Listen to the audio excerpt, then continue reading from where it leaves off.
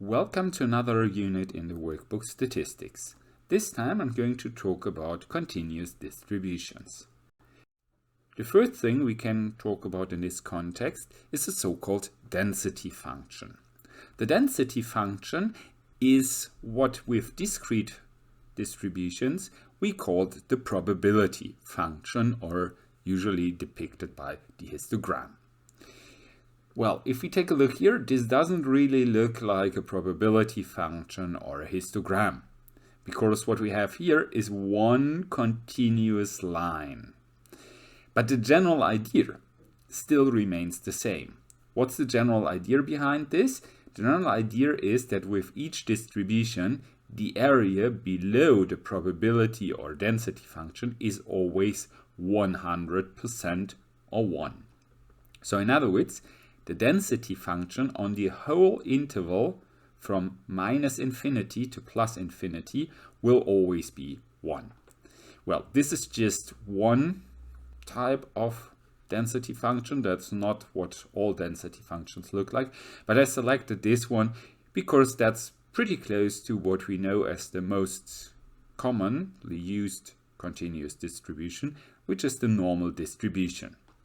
However, our distribution function, or density functions, could look absolutely different. There could be multiple bumps up here. It could be much higher in this area, much lower in that area. So it can look much different than what we had here.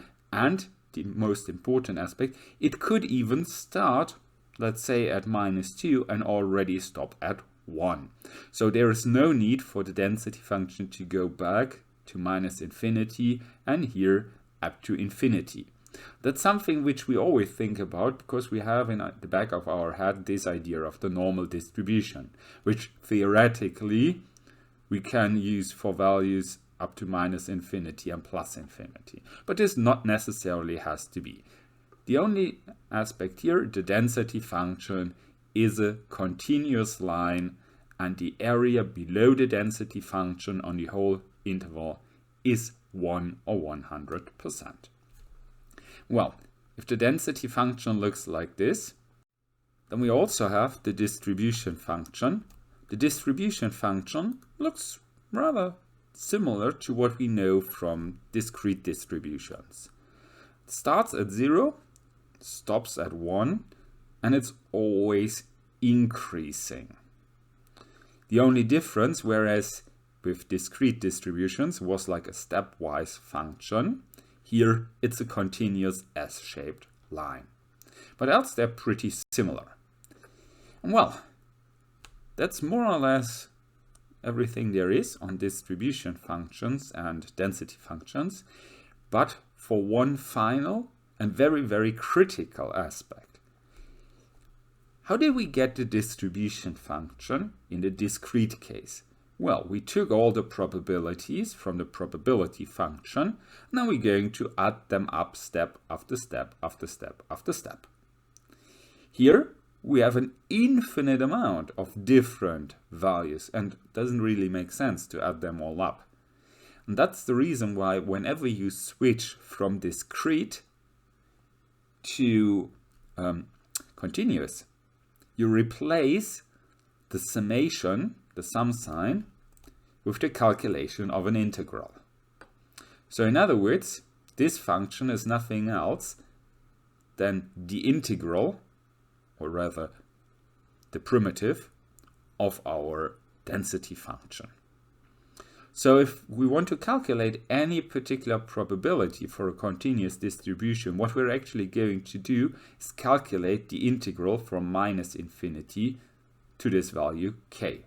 So we want to know this value, this probability here. We're going to calculate more or less this value, or sorry, the probability for that value here.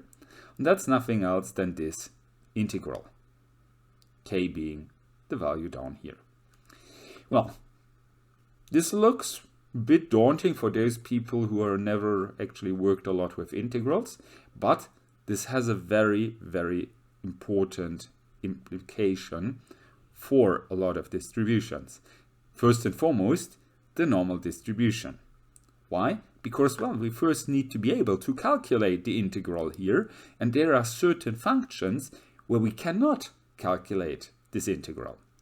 And the function, the density function for the normal distribution, is one such function where we cannot, in analytical form, calculate our distribution function. Well, what does analytical form mean? We are not able to write down a formula for the distribution function of the normal distribution. That's why we always need those tables where we actually look up the values for respective values of k. And well, we also only have one table for the standard normal distribution because there's an infinite number of normal distributions. And preparing an infinite number of tables would actually be quite a lot of work.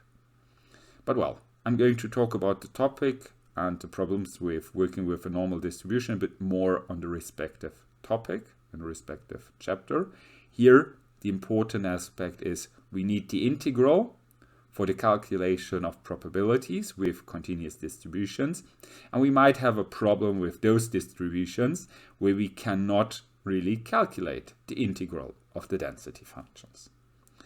Well, that's then everything there is I want to talk about in this context. Hope you enjoyed this short session. I say goodbye and see you next time.